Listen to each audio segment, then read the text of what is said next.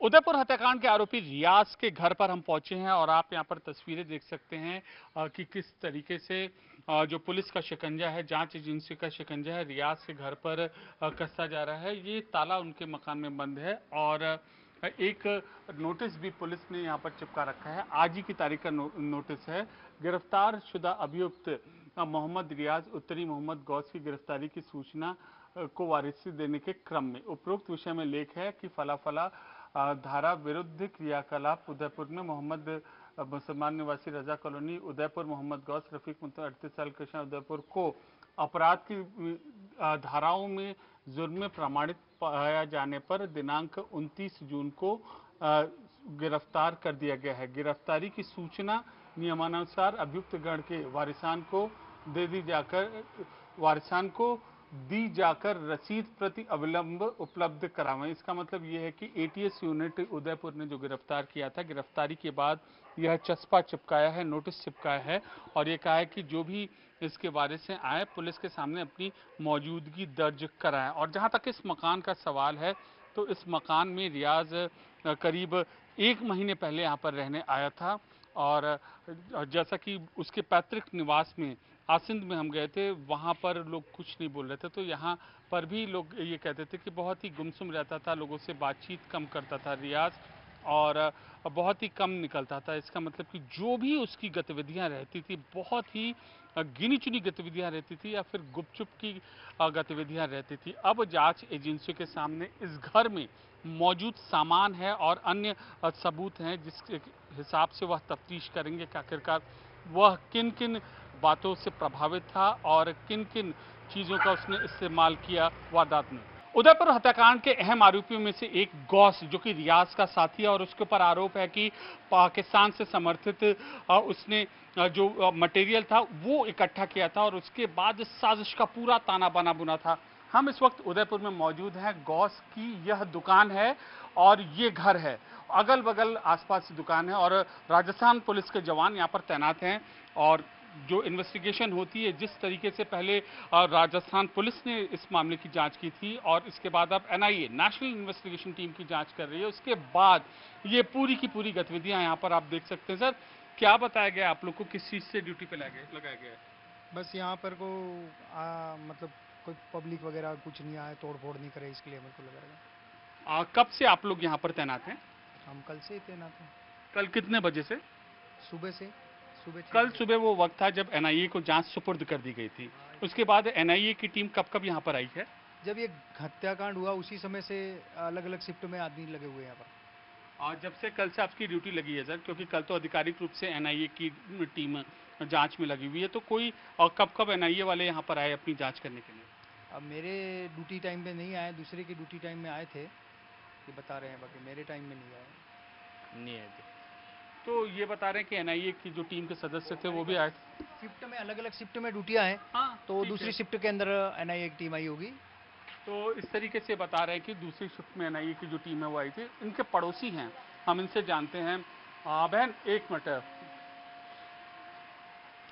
ये बताइए कि गौस मोहम्मद, आइए इधर आइए, एक मिनट, कोई नहीं, इधर आइए।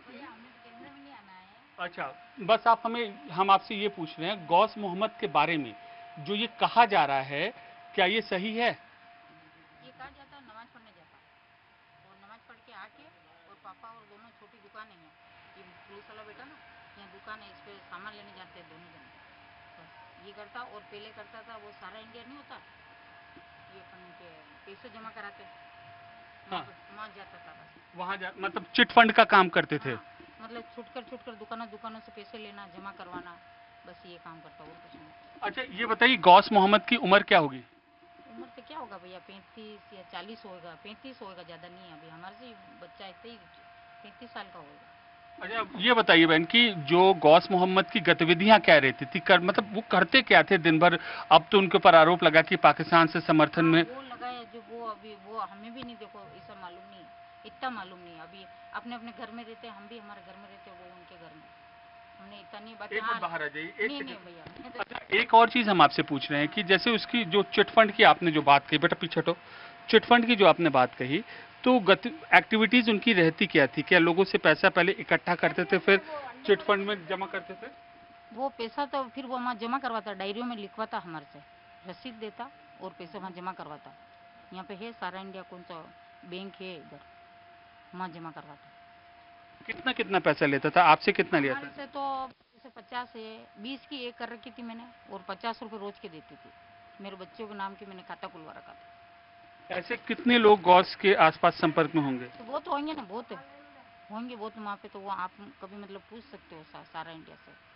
ये बताइए कि जो कह रहे हैं कि मतलब लोगों से, बाहर के लोगों से इससे संपर्क थे, पड़ोसी होने के नाते आपको क्या लगता है? ये तो देखो, दोस्ती नमाज पढ़ने जाता है, तो अपन क्या कहें, नमाज पढ़ने जाता, दोस्ती में जाता, वो अपन नहीं कह सकता इतना। अच्छा, एक और चीज पूछ रहे हैं कि उनके परिवार में और कौन कौन रहता था? परिवार में तो दोनों अम्मी है और पापा है, और उनके ये है, और परिवार में तो घर के अंदर तो यही है। अभी अम्मी पापा तो है नहीं घर में? हाँ, अभी तो नहीं है। कहाँ गए?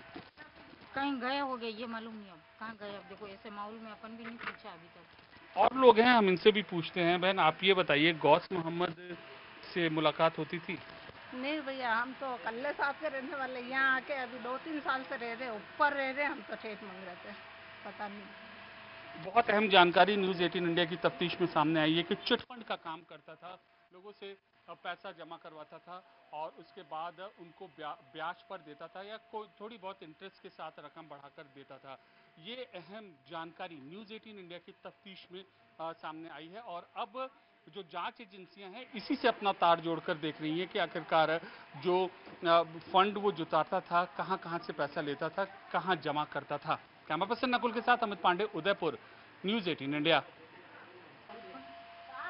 गौस मोहम्मद से आप लोग का परिचय था? आप लोग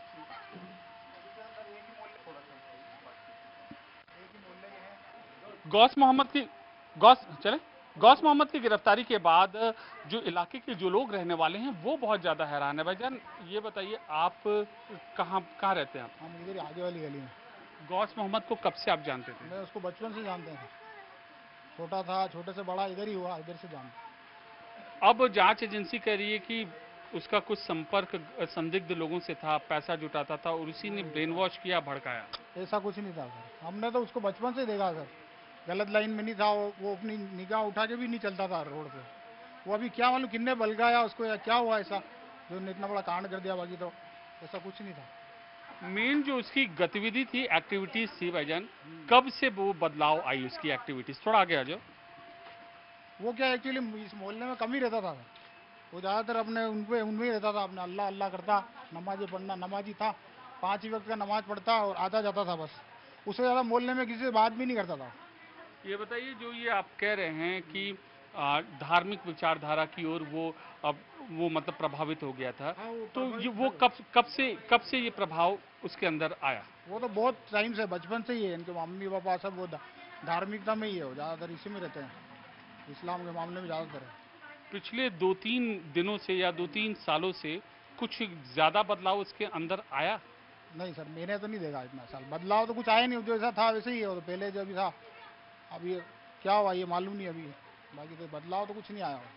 लोग उसके यहाँ आते जाते थे, लोग कुछ इस तरीके से? कुछ नहीं आता था, उनका खुद का किराने का दुकान है, यहाँ हम आते थे सामान लेना और क्या, बाकी तो और कुछ नहीं है, इनके किराने की दुकान है, बाकी इतना कुछ जानकारी नहीं है। और एक्चुअली क्या, मैं भी बाहर ही रहता हूँ हैदराबाद, तो इतना क्या वो नहीं है, बाकी देखा तो है उसको, बचपन से देखा है, वो अपना काम से आता है, नमाज पढ़ने डेली जाता है, 5 ही टाइम नमाज पढ़ता है और आता है और जाता है, और इससे ज़्यादा कुछ नहीं। भैया, आप जानते हैं क्या गौस मोहम्मद? मुझको जानते हैं। ये बताइए, जो उसकी आदतों में मुख्य बदलाव कब से आया? मुख्य बदलाव तो हमने कुछ नहीं देखा, हमने तो अभी तक देखा ही कुछ नहीं। बचपन से हम देख रहे हैं, इसके बरोबर से देख रहा हूँ मैं उसको, तो मैंने तो उसके बदलाव उनमें कुछ नहीं देखा। अब ये अचानक क्या हुआ ये मालूम नहीं पड़ा हमें भी, और अब बचपन से जब देख रहे इसके घर में जो पापा मम्मी सब सीधे हैं और सब नमाजी है, सब नमाज पढ़ने जाते हैं, बस ये देखते हैं हम तो। और हम घर फैमिली में भी कोई ऐसा नहीं है इनके जो कोई हरकत कर, और कोई छोरा बच्चे लड़ते हैं ना तो उनको समझाते हैं कि लड़ाई मत करो, समझाते हैं, और कभी ऊंची निगाह करके नहीं जाता है मोहल्ले में, किसी की बहन बेटी को गलत देखना या कुछ, आराम से रहता था। अभी क्या हुआ एक्चुअली, एकदम क्या हुआ ये कुछ पता नहीं, क्या हुआ उसके दिमाग में से क्या फितूर घुसा जो उसने एक्चुअली इतना बड़ा काम कर दिया। ठीक है, अचंभे में है, लेकिन अनुमान तो आपको लग रहा होगा ना कि क्या गलती, या तो जांच एजेंसी गलत है या फिर किसी वजह से ये एकाएक हो गया। ये तो अभी ये इतना जानकारी तो नहीं है सर, अब एकाएक कैसे हो गया ये मालूम नहीं। तब भी कुछ तो शक लग रहा होगा ना आपको किसी एक का, मेरा कुछ क्योंकि ये तो शौक सब में हूँ। अरे सर मैंने तो सुना, कुछ शौक में हूँ मैं तो। हमें तो शौक इस बात का लगा कि इसने ऐसा कदम उठा कैसे लिया। हम तो हमें तो मालूम भी नहीं, 4 बजे के बाद हमें मालूम पड़ा कि कुछ ये ऐसा हो गया। वो जब यहाँ पे पुलिस आई तो हमें मालूम पड़ा, बाकी तो हमें तो मालूम भी क्या काम क्या करता था वो? काम तो ये इनका दुकान के काम है दुकान किरा। तो सारा इंडिया में काम करता था पहले। तो इस तरीके से लोगों का कहना है कि बेहद धार्मिक प्रवृत्ति का था गौस, और ज़्यादा लोगों से बातचीत नहीं करता था। किराने की दुकान और जो चिट फंड की जो कंपनी है उसमें लोग फंड इकट्ठा करता था, लोगों से पैसा इकट्ठा करता था, जमा करवाता था। ये उसकी गतिविधियों की जानकारी है। कैमरा पर्सन नकुल के साथ अमित पांडे, जैसलमेर।